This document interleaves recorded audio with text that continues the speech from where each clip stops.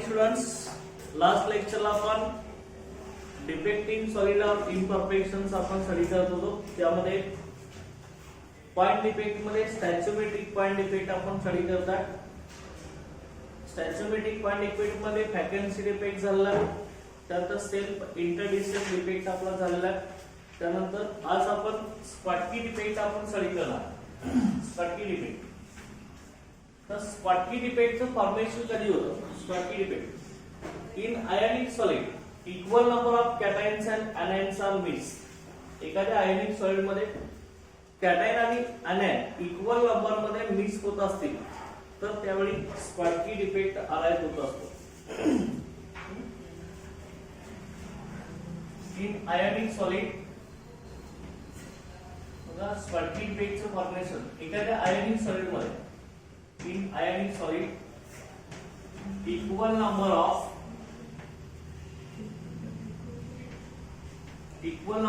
cations, equal number of cations and anions, equal number of cation and anion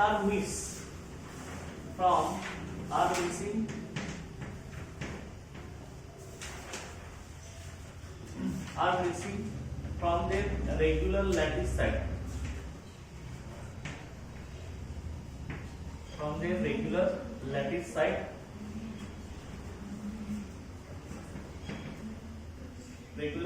site, and creates vacancy.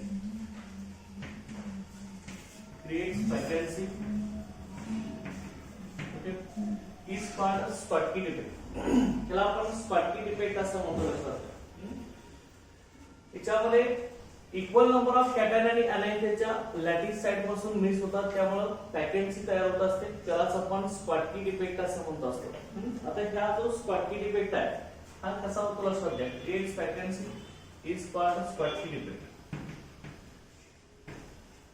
ह्यालाच आपण स्पॉटकी defect असं म्हणतो.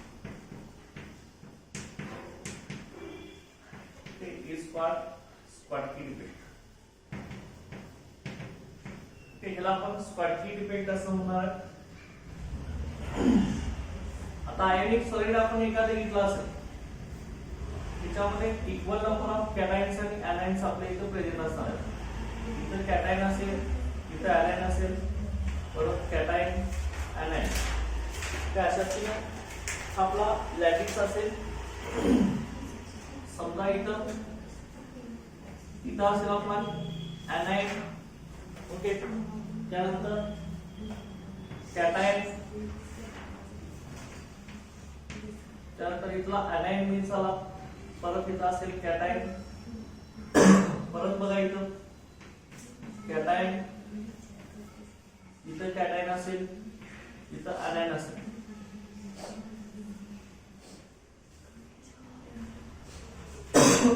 अशक्तीने इथं असेल असं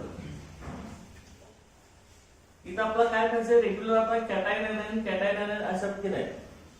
अनायन कॅटायन, परत इथं अनायन पाहिजे होता, इथं कॅटायन अनायन.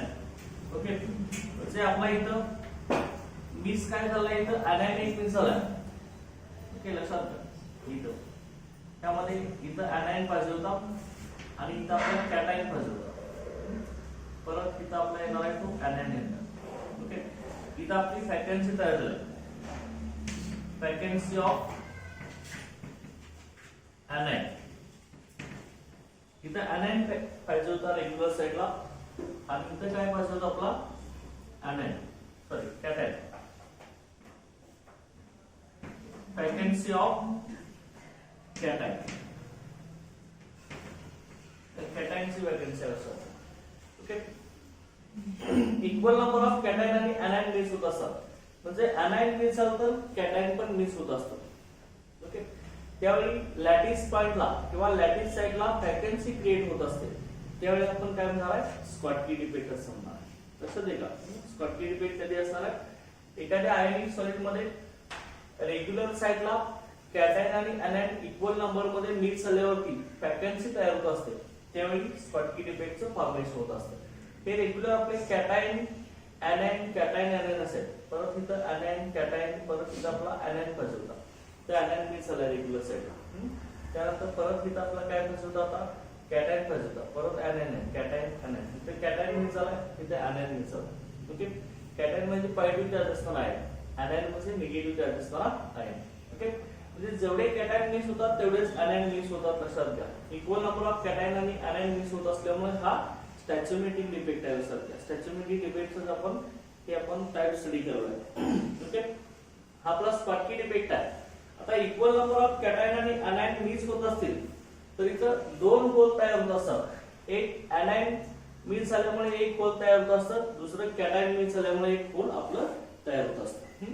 ओके, त्यामुळे two holes per ion pair lost, one created by missing cation and one created by missing anion. Okay, such paired cation anion vacancy defect. बघा इथं two holes are created. इथं दोन होल तयार होतात खरं sir. Two holes are created. Okay, one by missing cation. एक cation miss झालं. One by missing cation and one by missing anion. One by missing anion. त्यामुळे एक anion मिस झाल्यामुळे एक कॅटायन मिस झाल्यामुळे तयार होत असतं. त्यामुळे इक्वल नंबर ऑफ कॅटायन आणि anion इथे मिक्स होत असतात. त्यामुळे स्कॉटकी डिफेक्टला आपण आणखी काय म्हणू शकतो, कॅटायन anion व्हॅकन्सी डिफेक्ट सुद्धा म्हणू शकतो. ओके, त्यामुळे आपण याला काय म्हणू शकतो, cation anion vacancy defect. Schottky डिफेक्टला आपण आणखी काय म्हणतो, कॅटायन anion व्हॅकन्सी डिफेक्ट असं आपण म्हणू शकतो असं. ओके, आता बघा हा जो कॅटायन anion व्हॅकन्सी डिफेक्ट आहे, हा फॉर्म होण्यासाठी आपल्या कंडिशन्स कुठल्या आहेत, कुठल्या कंडिशन असतात कॅटायन anion मिक्स होण्यासाठी, तर लक्षात घ्या. कॅटायन आणि anion मिक्स होण्यासाठी आयोनिक सॉलिड मध्ये कंडिशन कुठल्या असतात, किंवा स्कॉटकी डिफेक्ट फॉर्म होण्यासाठी कुठल्या कंडिशन असतात, तर high degree of ionic character. Okay, पहिले याच्यामध्ये high degree of ionic character, ionic character strong पाहिजे. लक्षात, high degree of ionic character म्हणजे तो सबस्टन्स टोटली आयोनाइज होणारा पाहिजे. सो का कॅटायन आणि anion हे टोटली आयोनिक पाहिजे, तो हाय डिग्री ऑफ आयोनिक कॅरेक्टर, ज्याच्यात जो आयोनिक सॉलिड आहे त्याच्यामध्ये स्ट्रॉंग आयोनिक बॉन्ड पाहिजे, तरच तो स्कॉटकी डिफेक्ट रिप्रेझेंट करत असतो. आयोनिक कॅरेक्टर स्ट्रॉंग पाहिजे, high coordination number of anion, high coordination number of anion,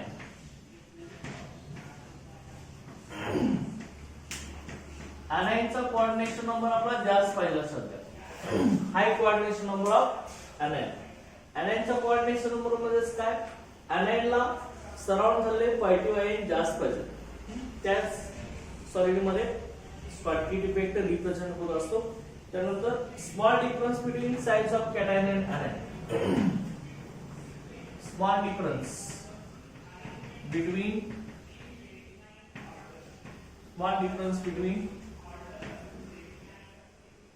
size of cation and anion.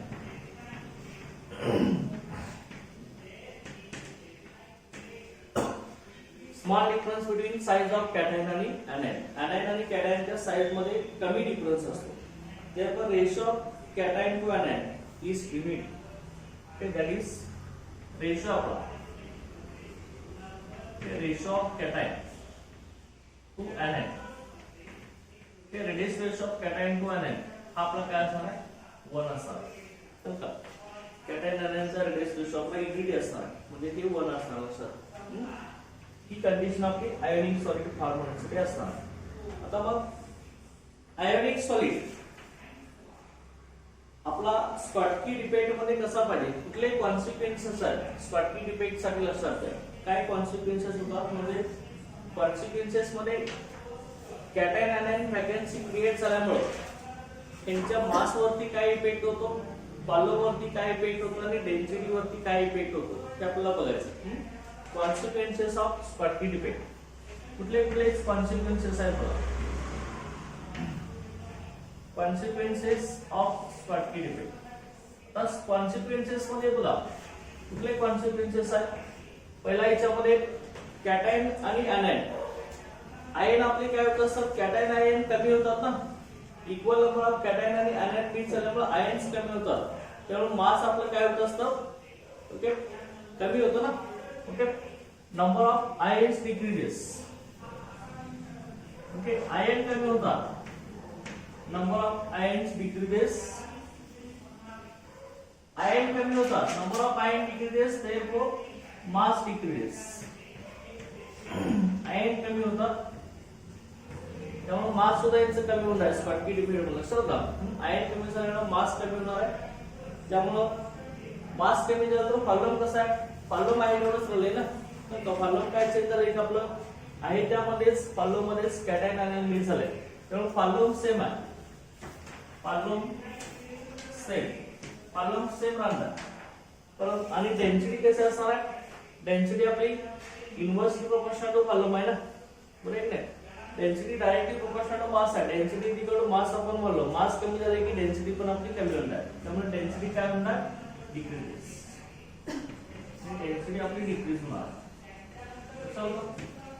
Okay, number of ion कमी झाले की मास डिक्रीज होणार, फॉलोम सेम राहणार आणि डेन्सिटी आपली डिक्रीज होणार आहे. तर का density of substance decreases.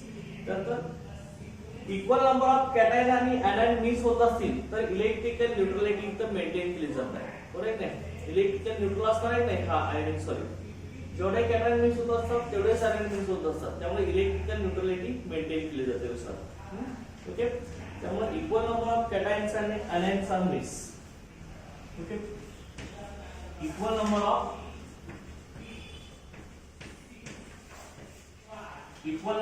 cations and anions. Equal number of cations and anions are mixed.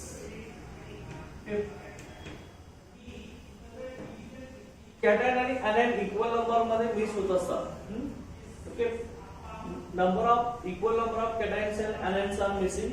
Therefore, electrical neutrality is preserved. Okay. Therefore, electrical neutrality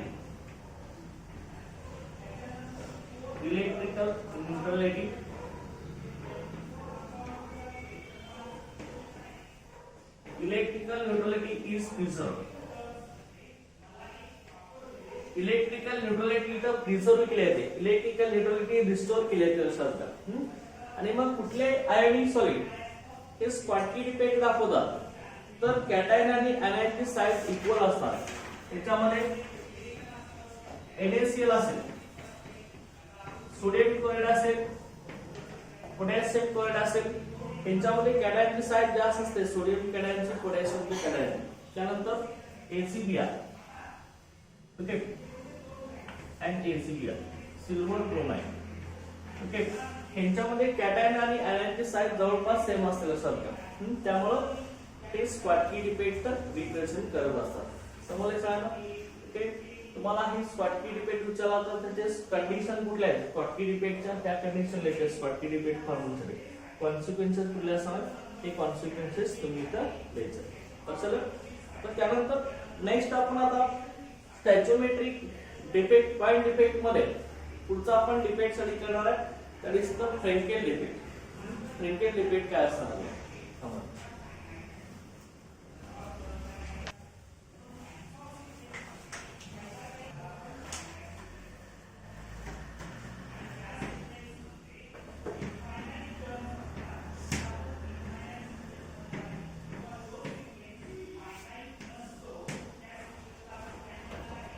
next आपला तो फ्रँकेल डिफेक्ट आहे. फ्रँकेल डिफेक्ट काय represent करतो बघा. Frenkel defect arises in ionic compounds. Ions of ionic compound missing from their regular lattice site and occupies interstitial site. म्हणजे हा सुद्धा ionic compound मध्येच होणार आहे. स्कॉटकी आणि फ्रेंकेल सेम आयोनिक कंपाऊंड मध्ये होत असतात. आता फ्रेंकेल डिपेंड मध्ये काय डिफरन्स आहे? एखादा आयन रेग्युलर साइटला अटॅच न होता तो इंटरडिक्शनल साइट ऑक्युपाय करत असतो, इंटरडिक्शनल पोझिशन ऑक्युपाय करत असतो आणि रेग्युलर साइटला व्हॅकन्सी क्रिएट होत असते.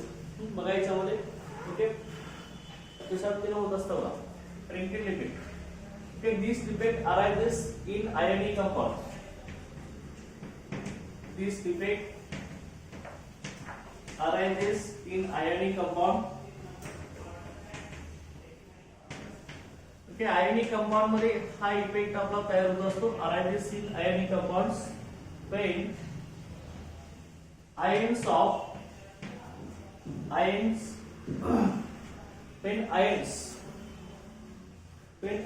in ionic compound is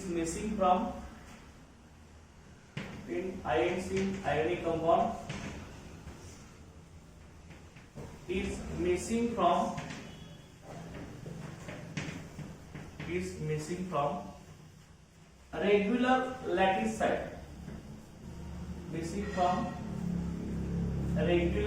lattice site, and occupied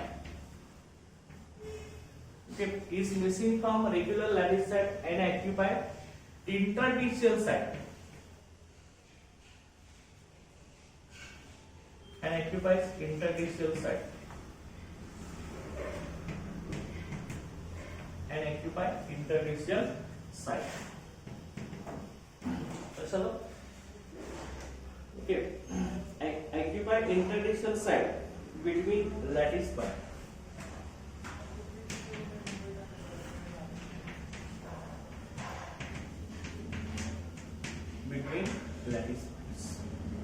okay आता हा डिपेंड आपला कधी तयार होत असतो? एखाद्या आयोनिक कंपाऊंड मध्ये आयन्स हा त्याच्या रेग्युलर साइट पासून मिस झालेला असतो आणि तो आपला इंटरडिक्शनल पोझिशन ऑक्युपाय करत असतो, इंटरडिक्शनल साइट ऑक्युपाय करत असतो लॅटिस पॉइंटच्या मध्ये. आता जनरली ह्याच्यामध्ये कॅटायन मिस होत असतो. सध्या कॅटायनची साइट ही एनायन पेक्षा आपली कमी असते, त्यामुळे कॅटायन हा रेग्युलर साइट ऑक्युपाय न करता तो इंटरडिक्शनल साइट ऑक्युपाय करत असतो. बघा याच्यामध्ये कशा पद्धतीने हा कॅटायन हा रेग्युलर साइट सोडून इंटरडिक्शनल साइट ऑक्युपाय करत असतो. बघा ह्यामध्ये जनरली कॅटायन्स जर कॅटायन मिस होत असतो समजा कॅटायनची साइज आपली स्मॉल असते. बघा इथे कशा पद्धतीने असतं आपला एनायन असतो, परत हा कॅटायन. ओके आपला कॅटायन असतो, परत आपला हा एनायन, हा कॅटायन, परत एनायन, परत आपला कॅटायन असतो. आता मग लक्षात घ्या परत इथं आपला कॅटायन आहे, परत आपला इथं एनायन. हा कॅटायन रेग्युलर साइट ने ऑक्युपाय करतो, तो इंटरडिक्शनल साइट ऑक्युपाय करतो असं. ओके त्यानंतर परत इथं आपला कॅटायन आहे, परत एनायन, परत ह्याच्यामध्ये कॅटायन, एनायन, परत आपला इथे कॅटायन, एनायन, इथं असणार आहे तो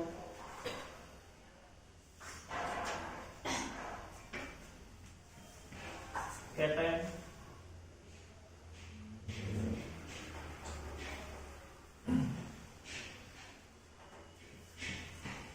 कॅटायन, इथं आपला एनायन, परत इथं cation.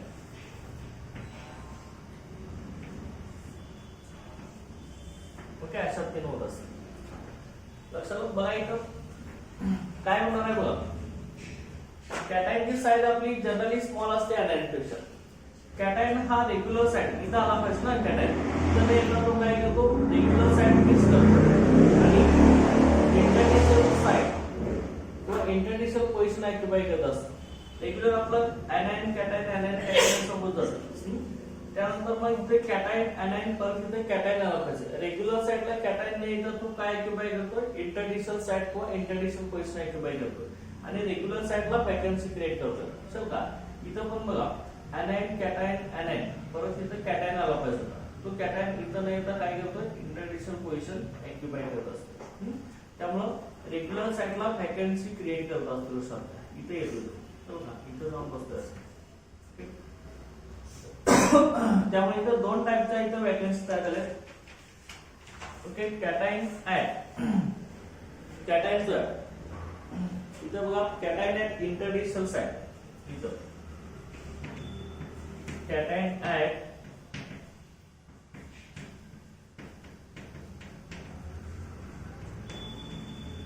Cation at interstitial site. Cation हा इंटरडिस्टल साइटला, बरोबर, इथं पण हा कॅटायन आपला इंटरडिस्टल साइटला लक्षात. आणि इथं आपली वॅकन्सी क्रिएट झाली. वॅकन्सी कुणाची वॅकन्सी? कॅटायनची काय आणायची इथं? कॅटायनची वॅकन्सी आहे ना. Okay, vacancy of cation. Okay, इथं कॅटायनची वॅकन्सी आपली क्रिएट झाली. इथं पण आपली कॅटायनची वॅकन्सी क्रिएट झाली. Vacancy of cation.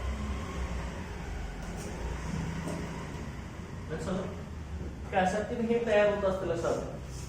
दोन ठिकाणी आपल्या इथे वॅकन्सी क्रिएट झालेल्या आहेत.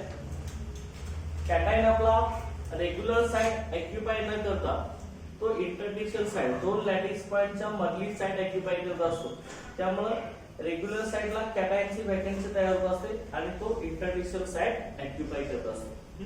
आता मग इथं लक्षात घ्या, त्यामध्ये वॅकन्सी डिपेंड पण अराइज होत असतो आणि इंटरडिस्टल डिपेंड पण अराइज होत असतं. हे दोघांचं कॉम्बिनेशन आहे लक्षात घ्या. फ्रँकेल डिपेंडला रेग्युलर साइटला आपला कॅटायन मिस होत असतो, त्यामुळे रेग्युलर साइटला इथं व्हॅकन्सी तयार होत असते आणि इंटरडिस्टल साइटला तो कॅटायन पोझिशन ऑक्युपाय करत असतो. त्यामुळे हे जे कॉम्बिनेशन आहे, okay, it is the combination of vacancy depend and interstitial depend. चल का, ओके, इथं लक्षात कॅटायन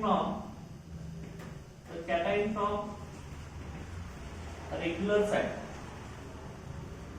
हा मिस होत असतो. रेग्युलर साइटचा कॅटायन मिस होऊन इंटरडिस्टल साइट ऑक्युपाय करत असतो. Cation from regular site miss is cation from regular site is missing.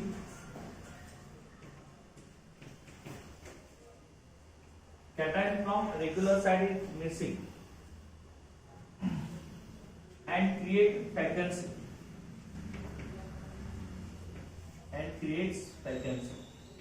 आणि इथं वॅकन्सी तयार करतो sir and create vacancy. Okay, create vacancy and occupies interstitial site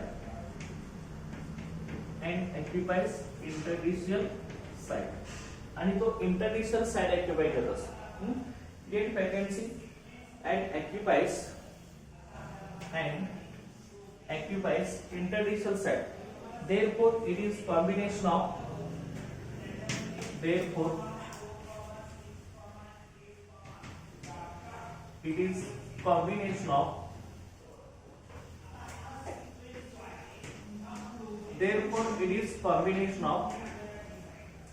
vacancy defect and interstitial defect. Vacancy defect and interstitial defect. लक्षात आहे? त्यामुळे हा combination आहे vacancy defect आणि इंटरडिस्टल डिफेक्टचं कॉम्बिनेशन असेल त्या फ्रिंकेल डिफेक्ट. लक्षात आहे? रेग्युलर साइटचा कॅटायन मिस होतो, त्यामुळे मिस झाल्यामुळे वॅकन्सी तयार होत असते आणि तो इंटरडिस्टल साइट ऑक्युपाय करतो, त्यामुळे इंटरडिस्टल डिफेक्ट आपल्याला तयार होत असतो. Okay, understand?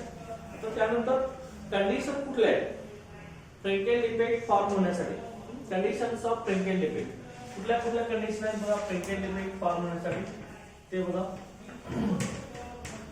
Conditions of Frenkel defect. तर फ्रिंकेल डिफेक्ट फॉर्म होण्यासाठी आपल्याला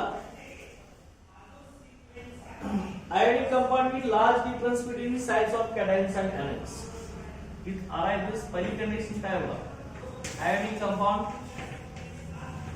in which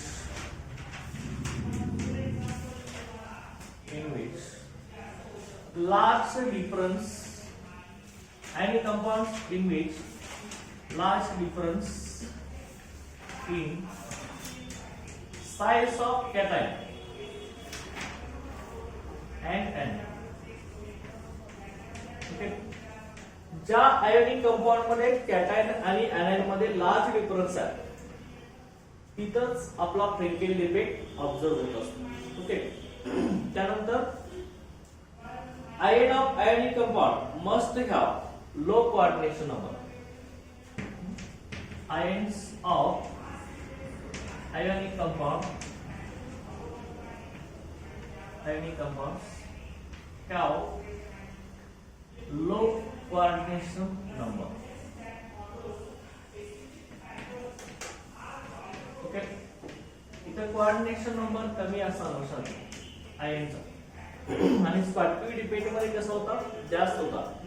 ions of ionic compound having large coordination number ह्या कंडिशन्स आहेत. ओके. फ्रँकेल डिफेक्ट फॉर्मसाठी कॅटायनची साइज कमी असते म्हणून तो इंटरडिशियल साइडला जाऊन बसतो लक्षात. ऍनायन जाऊ शकत नाही. त्यानंतर हा जो फ्रँकेल डिफेक्ट आहे हा अल्कली मेटल हॅलाइड मध्ये फॉर्म होऊ शकत नाही लक्षात.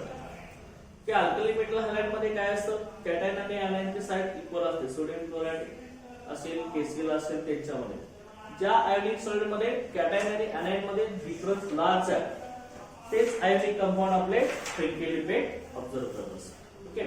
त्यानंतर कॉन्सिक्वेन्सेस ऑफ फ्रँकेल डिफेक्ट कुठले कुठले कॉन्सिक्वेन्सेस आहेत बघा फ्रँकेल डिफेक्टचे. म्हणजे कॉन्सिक्वेन्सेस ऑफ फ्रँकेल डिफेक्ट मध्ये काय इफेक्ट होतो फ्रँकेल डिफेक्ट मुळे. ठीक आहे. ते आपल्याला बघायचं. त्या झाल्या कंडिशन. आता कॉन्सिक्वेन्सेस कुठले आहेत ते आपल्याला बघायचं. कॉन्सिक्वेन्सेस मध्ये बघा आता कुठला आयन मिस होतोय का इथं. ओके. No ion miss. कुठलाही आयन आपला इथं क्रिस्टल लॅटिस मधला मिस होत नाही असतात का. त्यामुळे डेन्सिटी ऑफ सॉलिड आणि केमिकल प्रॉपर्टी आहे कसे राहत असतात. त्यामुळे क्रिस्टल मध्ये इलेक्ट्रिकल न्यूट्रलिटी मेंटेन केली जाते. कुठला आयन इथं मिस होतोय का मिस होत नाही लक्षात का. फक्त तो रेग्युलर साइड सोडून इंटरडिशियल साइड ऑक्युपाय करतो असं का. त्यामुळे त्या ठिकाणी कुठलाही आयन मिस होऊ शकत नाही. त्यामुळे density of solid density restore केली जाते. त्यानंतर केमिकल प्रॉपर्टी पण ऍज इट इज राहू शकतं. मास सेम राहू शकतो. व्हॉल्यूम सुद्धा सेम राहतो का. तर मग कॉन्सिक्वेन्सेस मध्ये नो आयन्स आर मिसिंग. कुठलाही आयन आपला मिस होत नाही सध्या. No ions are missing from the crystal lattice. Okay. Crystal lattice मध्ये from the crystal lattice therefore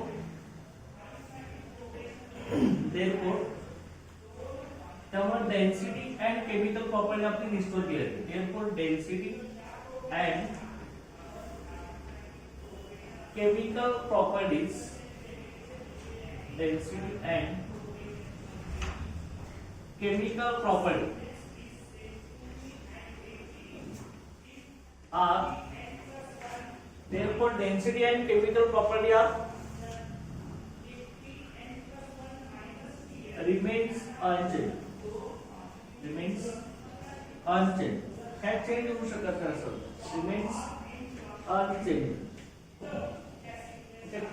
density आणि केमिकल प्रॉपर्टी ह्या चेंज होऊ शकत नाही. आणि त्यानंतर नेक्स्ट आपण आणखी इथं काय सांगू शकतो बघा.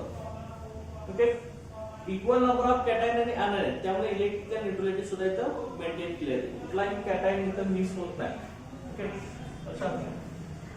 दुसऱ्या याच्यामध्ये आपण काय सांगू शकतो बघा. नेक्स्ट कॉन्सिक्वेन्सेस मी ह्या साईडला इथं लिहितो.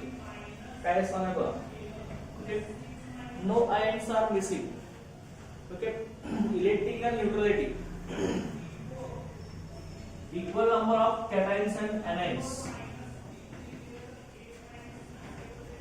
Cation आणि anion equal number मध्ये असतात. Equal number of cations and anions are present.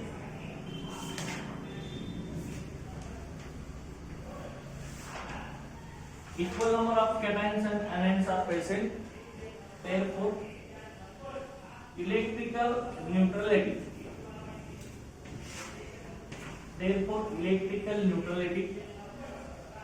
is maintained.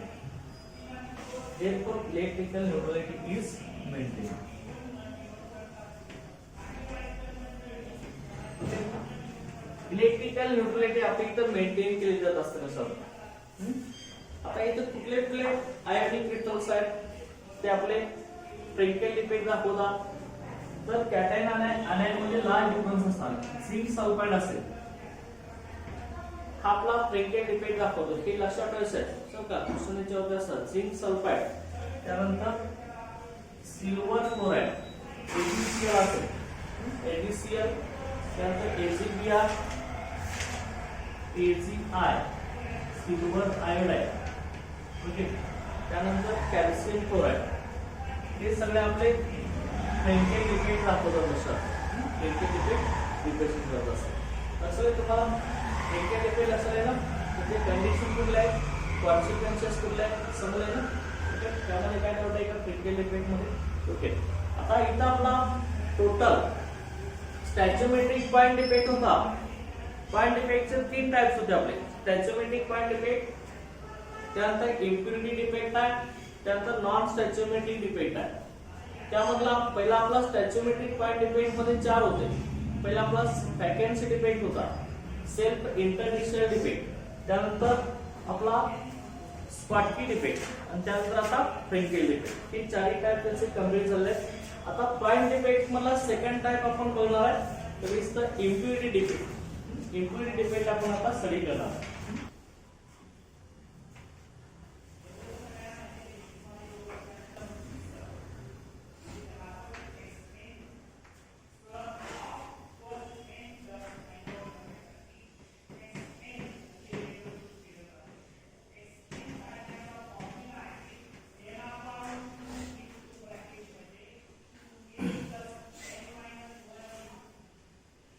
Second type आपला पॉइंट डिफेक्ट मधला इम्प्युरिटी डिफेक्ट.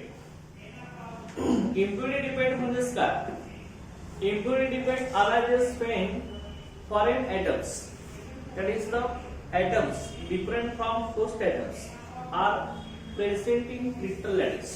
Okay, आता इम्प्युरिटी डिफेक्ट arise कधी होता सांगा. when foreign atoms, foreign atom मध्ये रेग्युलर क्रिस्टल लॅटिस पेक्षा दुसरे एटम्स. इम्प्युरिटी मध्ये काय इम्प्युरिटी असतात त्याच्यामध्ये. when foreign atoms are present, when foreign atoms, that is atoms different from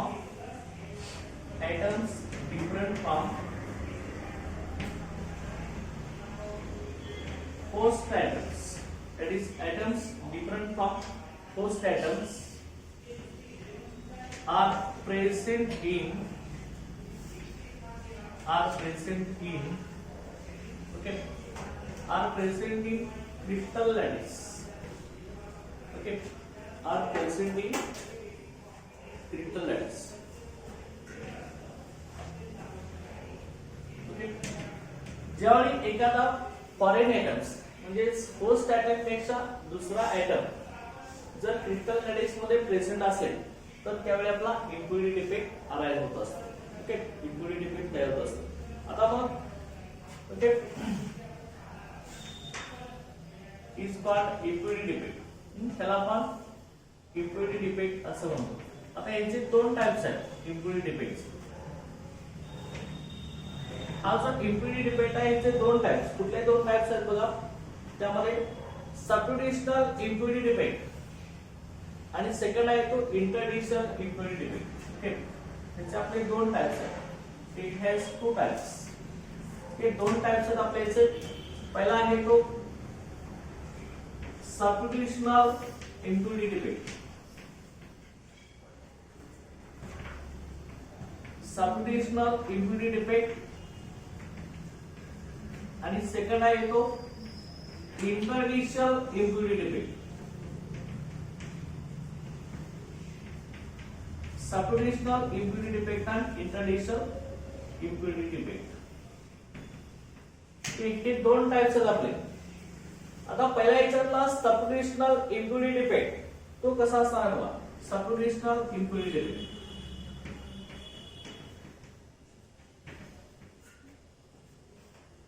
substitutional impurity defect. Okay, substitutional impurity defect. Our substitutional impurity defect त्यामध्ये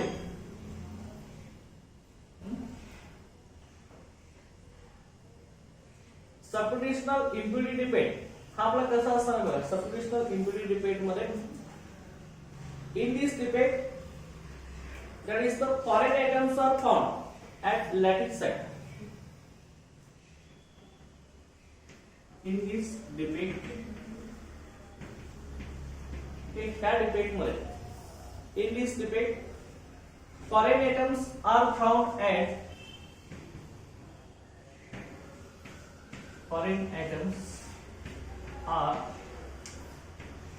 found at the foreign atoms are found at the lattice site.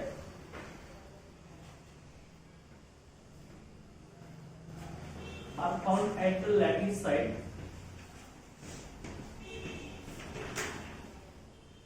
Are found at the lattice site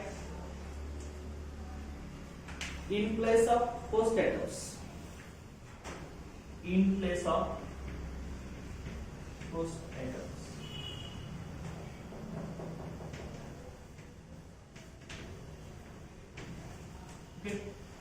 तर या debate मध्ये host ॲटमच्या ठिकाणी काय असतात, lattice साइडला foreign item present असतात, म्हणजे atom different from host atom आपले प्रेझेंट असतात. तर यामध्ये regular atoms are displaced from their lattice site by impurity atoms. Regular atoms okay. In this debate the regular atoms are displaced from regular atoms are displaced from their lattice side. From their lattice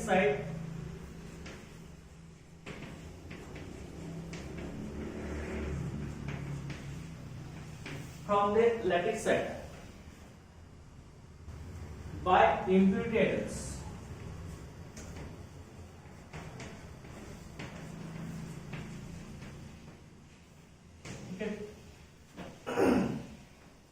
याच्यामध्ये काय होत असते, regular item हे आपले lattice side पासून impurity ॲटमने displace झाले असतात, म्हणजे रेग्युलर ॲटमच्या ठिकाणी इम्प्युरिटी ॲटम आपले प्रेझेंट असतात. एक्झाम्पल बघा, याच्यामध्ये आपण सॉलिड सोल्युशन ऑफ मेटल, त्यामध्ये ब्रास अलॉय आपण घेणार आहे.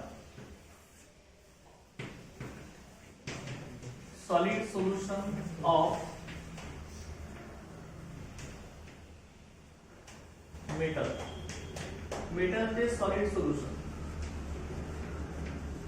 एक्झाम्पल ह्याच्यामध्ये brass alloy.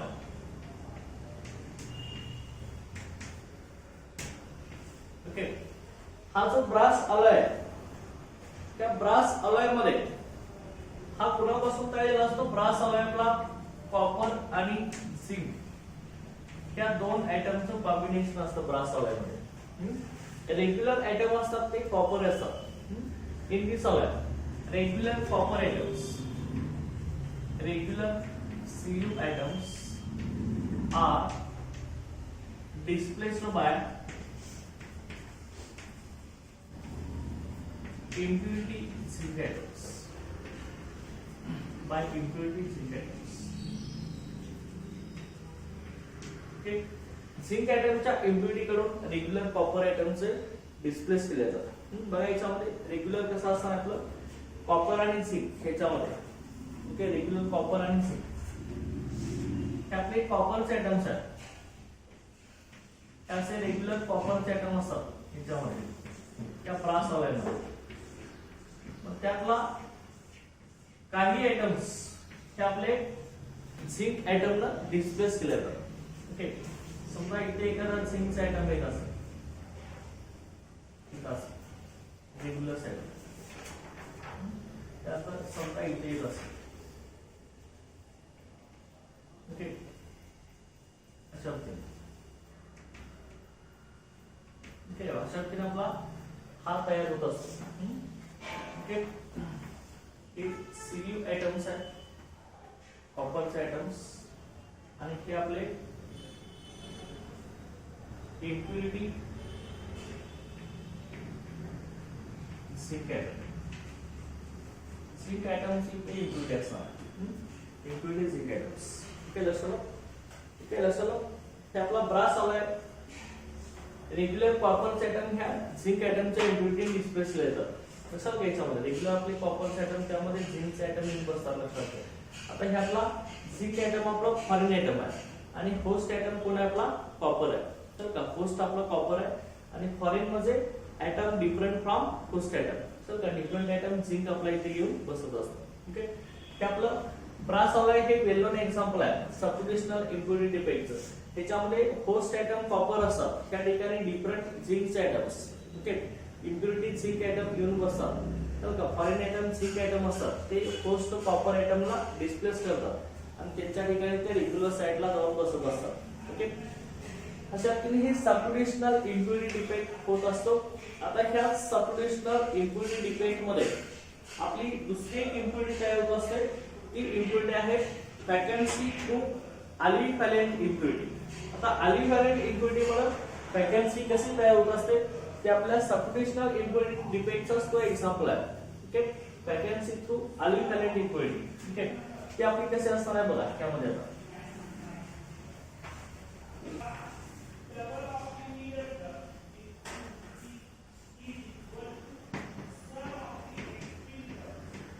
Vacancy through aliovalent impurity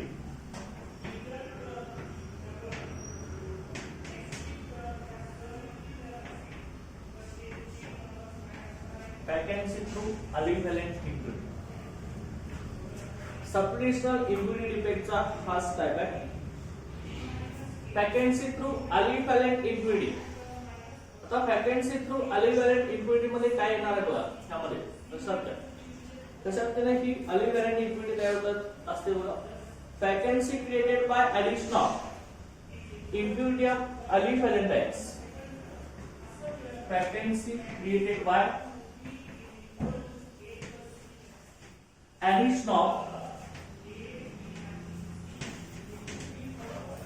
vacancy created by addition of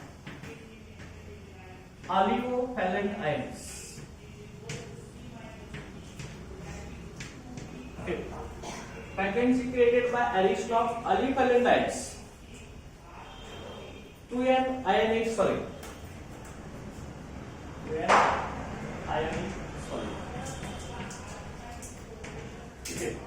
इथं आपली वैकेंसी कशी तयार होत असते addition of aliovalent ions to an ionic solid एखाद्या आयोनिक सॉलिड मध्ये अलिव्हॅलेंट आयन ऍड केल्यावरती वैकेंसी तयार होत असते त्याला आपण वैकेंसी थ्रू अलिव्हॅलेंट इम्प्युरिटी असं म्हणत असतो लक्षात आलं आता मग अलिव्हॅलेंट आयन कसं म्हणायचं बघा अलिव्हॅलेंट आयन म्हणजे काय अलिव्हॅलेंट ions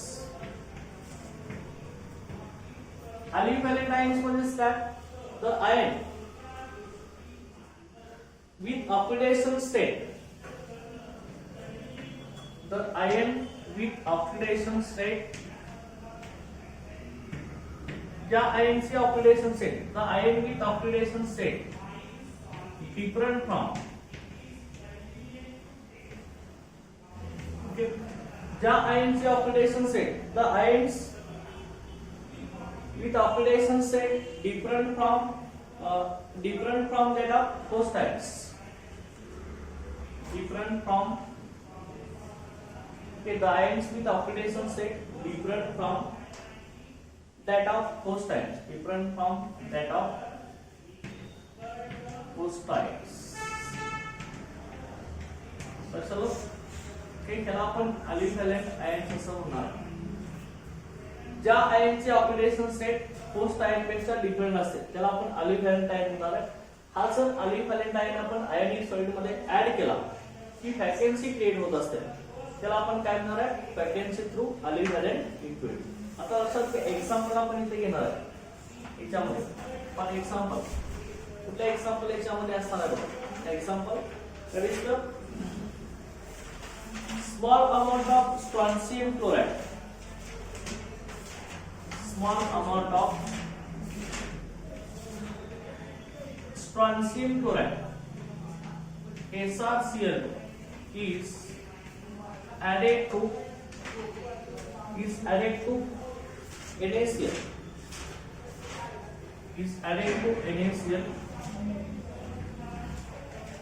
during small amount of strontium chloride SrCl2 is added to NaCl during its crystallization.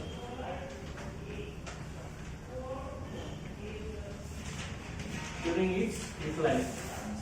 जे सोडियम क्लोराइडचे क्रिस्टलायझेशन होत असताना सोडियम क्लोराइडचे क्रिस्टल तयार होत असताना आपण स्ट्रॉन्शियम क्लोराइड त्याच्यामध्ये ऍड केला तर इथं फॅकन्सी तयार होत असते. ॲल्युमिनियम इम्प्युरिटी ऍड केल्यामुळे फॅकन्सी तयार होत असते. आता इथं स्ट्रॉन्शियम क्लोराइड मध्ये लक्षात घ्या स्ट्रॉन्शियम क्लोराइड मध्ये आपला Sr2+ आयन आहे. त्या स्ट्रॉन्शियम क्लोराइड मध्ये स्ट्रॉन्शियम 2+ आयन असतो. लक्षात घ्या strontium 2+ ion occupies regular side. मग इथे कसं होत असतं स्ट्रॉन्शियमचे ऑक्सिडेशन स्टेट आपली 2+ असते. Strontium 2+ ion occupies regular site. Occupies regular site हा रेग्युलर साइड ऍक्टिफाय करत असतो. Occupies regular site of Na+. Occupies some regular sites. काही रेग्युलर साइड ऍक्टिफाय करतो. Occupies some regular site of host of Na+ ions. Host Na+ आयनच्या काही regular side strontium 2+ ion आपला ऍक्टिफाय केला असतो. ठीक आहे त्यावेळी आपल्याला काय होत असतं बघा. ओके त्यामध्ये कशात तयार होत असतं बघा. चला सर मी आता इथं सोडियम क्लोराइड मध्ये आयन कुठले आहेत आपले Na+Cl-. हे इथं मी लिहित जातो Na+ इथं असणार आहे. परत आपला इथं Cl- असणार. परत कोण असणार Na+. परत आपला इथं Cl-. अशा तीन आपले आयन्स आपले प्रेझेंट असतात. ओके आता काय होणार बघा. परत इथं आपला Cl- आला. इथं आपला इथं रेग्युलर बघा. इथं समजा आपण Na+ च्या ठिकाणी इथं स्ट्रॉन्शियम 2+ ऍड केला असेल. Sr2+ इथे ऍड केला तर स्ट्रॉन्शियम 2+ इथे आपण ऍड करणार. परत इथे येणार आहे Cl-. इथे येणार आहे परत Na+. हा Na+ परत काढा. त्यानंतर परत बघा याच्यामध्ये Na+. ओके इथं आपला Cl-. ओके इथे Na+ येणार नाही. इकडे Na+ येणार. इथं सॉरी Cl- येणार.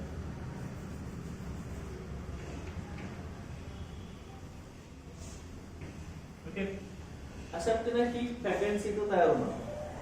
आता रेग्युलर कसं आहे आपलं या सोडियम क्लोराइडच्या क्रिस्टलायझेशन मध्ये सोडियम क्लोराइड मध्ये आयन कुठले आहेत Na+ आणि Cl- असे आपले आयन्स आहेत. आता या NaCl मध्ये आपण जर स्ट्रॉन्शियम क्लोराइड जर ऍड केला तर ह्या स्ट्रॉन्शियम क्लोराइडची ऑक्सिडेशन स्टेट किती आपली +2 आहे. सो का +2 आहे. आणि सोडियमची ऑक्सिडेशन स्टेट किती आपली +1 आहे.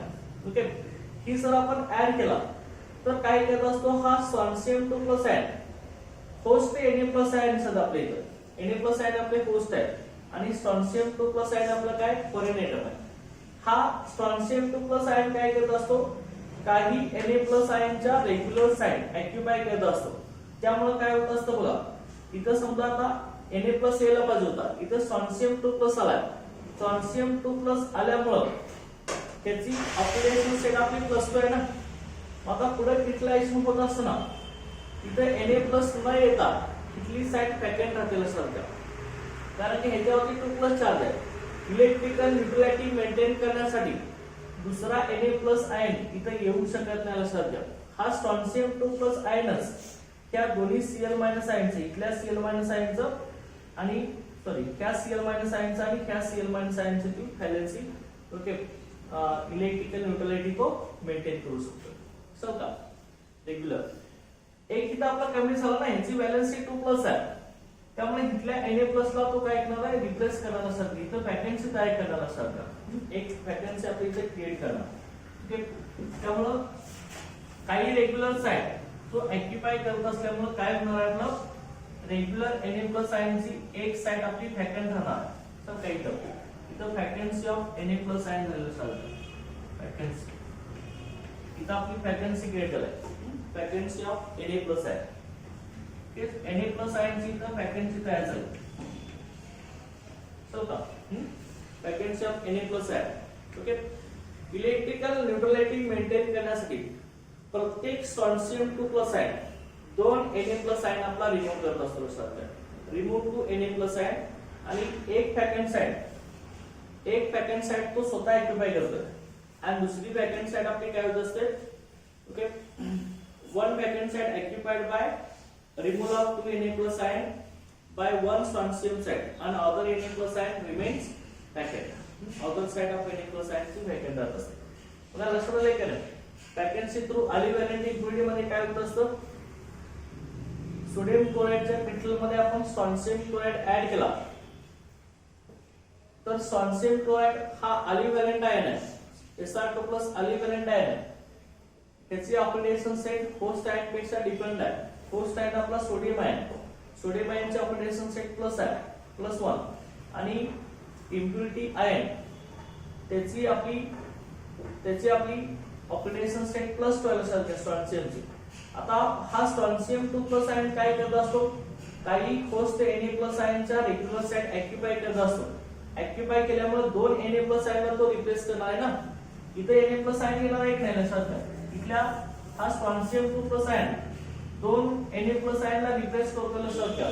2 Na+ आयनला रिप्लेस केल्यानंतर एका 2 वॅकन्सी तयार झाले ना.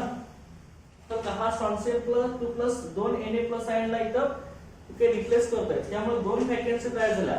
त्यातली एक वॅकन्सी साइड आहे Na+ आयनची. तो स्वतः स्ट्रॉन्शियम 2+ आयन ऑक्युपाय करतो लक्षात घ्या. स्वतः स्ट्रॉन्शियम 2+ आयन एक वॅकन्सी ऑक्युपाय करतोय Na+ आणि दुसरी Na+ आयनची वॅकंट साइड आहे तशी राहते ना. ती ऑक्युपाय होते का नाही. इलेक्ट्रिकल न्यूट्रलिटी मेंटेन करण्यासाठी दुसरी Na+ आयनची वॅकंट साइड ती एम्प्टी राहत असते. तेव्हा इथं वॅकन्सी तयार होत असते लक्षात घ्या. की त्याला आपण काय म्हणणार आहे वॅकन्सी थ्रू अलिव्हॅलेंट इक्विलिब्रियम. तर इथं अलिव्हॅलेंट आयन कुठला आहे आपला स्ट्रॉन्शियम 2+ आहे. तर का हा काय करत असतो 2 Na+ आयनला ओके रेग्युलर साइड पासून रिप्लेस करत असतो. त्यामुळे 2 वॅकन्सी तयार होत असतात इथं.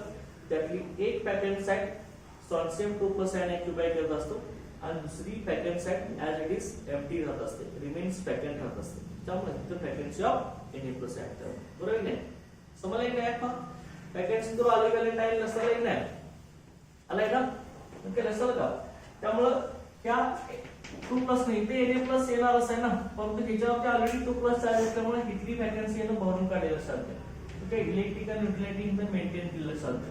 त्यामुळे इथं आपण काय म्हणू शकतो बघा एव्हरी Sr2+ प्रत्येक स्ट्रॉन्शियम 2+ आयन किती Na+ आयन रिप्लेस करणार आहे 2 करणार आहे. त्यातला एक वॅकंट साइड Na+ आयनची स्ट्रॉन्शियम 2+ ऑक्युपाय करणार आहे आणि दुसरी ऍज इट इज वॅकंट राहणार. बरोबर आहे. त्यामुळे इथं आपण लिहू शकतो एव्हरी Sr2+ आयन ओके प्रत्येक strontium 2+ ion okay every Sr2+ ion replace two host Na+ ions and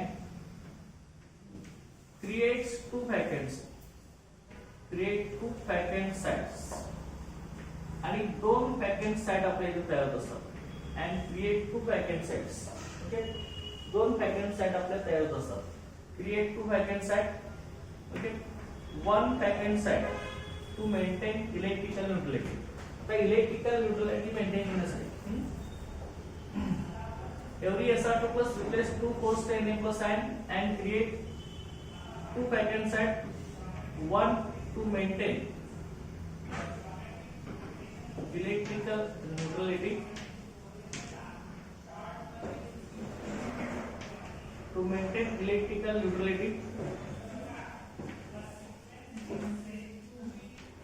electrical neutrality maintain करण्यासाठी 1 vacant side of Na+ ion is occupied by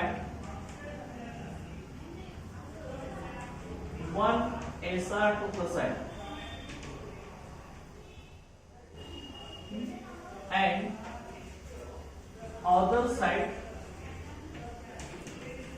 remains other side of Na plus ion. Na plus ion is vacant. Is vacant. ती vacant जात असते sir, empty जात असते.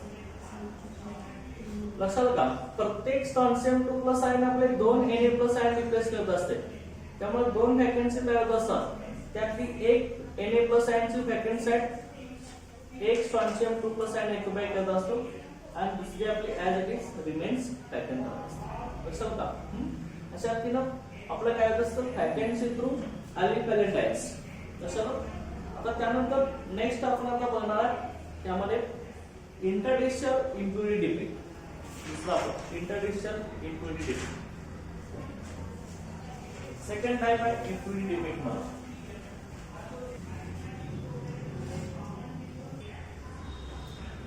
इंटरडिक्शनल impurity defect.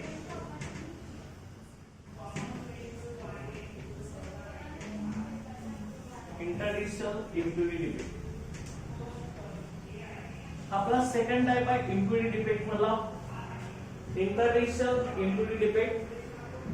हा interstitial impurity defect कधी arise होत असतो लक्षात घ्या.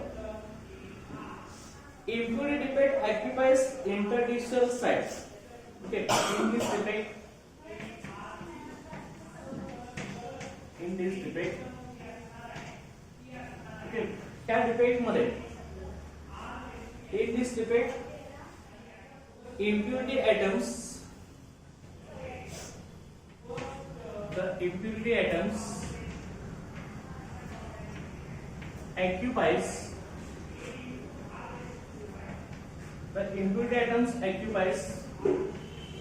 interstitial. Okay, in this defect the impurity atoms occupies interstitial space of lattice structure. Interstitial site of lattice समजा एखाद्या क्रिस्टल लॅटिस मध्ये impurity atom interstitial site occupy करत असतो. Impurity atom occupies interstitial site of lattice. Okay for example जे example आपण घेतलंय stainless steel. हे stainless steel आहे सर.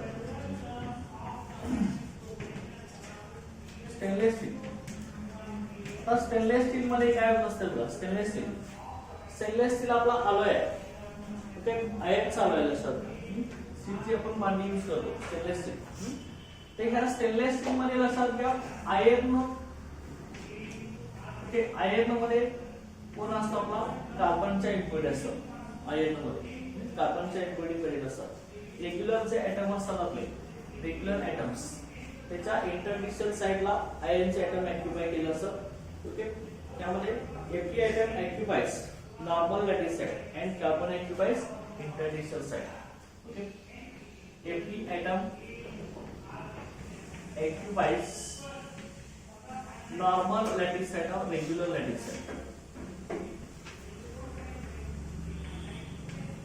Okay, iron atom हे regular lattice site occupy करत असतात and carbon atoms occupies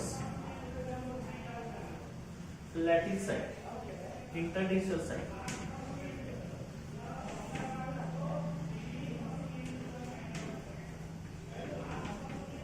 Okay, and carbon atom occupies interstitial site. आणि carbon atom हा interstitial site आपला ऑक्युपाय करत असतो. तर बघा कशा रीतीने होणार आहे. आपले हे रेग्युलर आपले ऍटम असतात ते आयर्नचे ऍटम असतात. रेग्युलर आपले आयर्नचे ऍटम इथं प्रेझेंट असतात. ओके त्याच्यामध्ये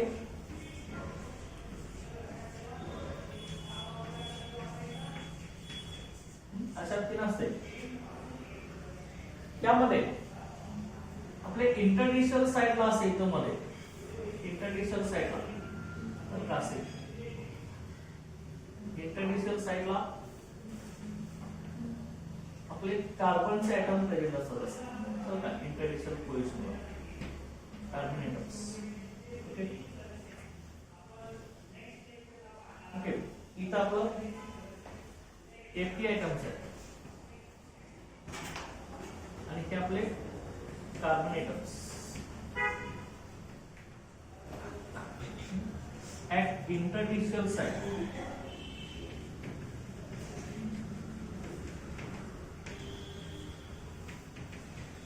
Okay. At interstitial sites. लक्षात आहे.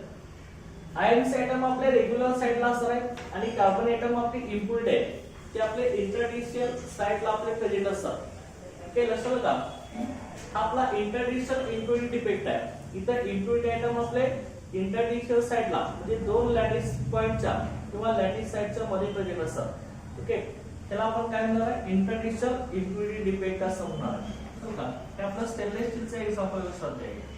ओके, सगळे तुम्हाला इम्प्युरिटी डिफेक्ट के दोन टाइप आपले सबट्युशनल इम्प्युरिटी डिफेक्ट आणि दुसरा आपला होता इंटरडिशियल इम्प्युरिटी डिफेक्ट. सबट्युशनल इम्प्युरिटी डिफेक्ट मध्ये काय होत असतं? रेग्युलर लॅटिस साइडला आपले फॉरेन एटम्स म्हणजे atom different from host atoms त्याला आपण काय म्हणत असतो? इम्प्युरिटी एटम ऍड होत असतात. आणि इंटरडिशियल इम्प्युरिटी डिफेक्ट मध्ये रेग्युलर साइडला आपले नॉर्मल एटम असतातच, रेग्युलर होस्ट एटम्स, परंतु इंटरडिशियल साइडला ओके आपले इम्प्युरिटी एटम प्रेझेंट असतात.